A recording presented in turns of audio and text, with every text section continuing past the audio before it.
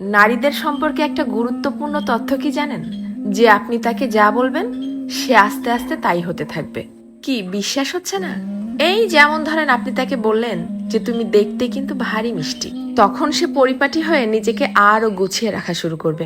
আপনি যদি তাকে ভালো বলেন সে আরো ভালো হতে থাকবে।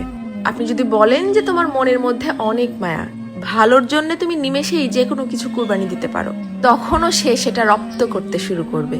কিন্তু যখনই আপনি তার খুঁত ধরা শুরু করবেন, তার ছোট ছোট ভুলগুলোকে বড় বানিয়ে তাকে সবার সামনে অপমান করে ছোট করবেন, সে এটা পারে না, সে ওটা করে না, সে একজন বেয়াদব, সে একজন অসভ্য, মুখে মুখে তর্ক করে, সে একজন মারাত্মক রাগী তেজি জিদ্দি মহিলা, এ ধরনের কথাগুলো যখন তাকে কষ্ট দিয়ে বলবেন, সে কিন্তু আস্তে আস্তে তাই হতে থাকবে। কারণ তখন সে ইতোমধ্যেই জেনে গেছে যে আমার আর ভালো কিছু প্রকাশ করার মতো কিছু নেই।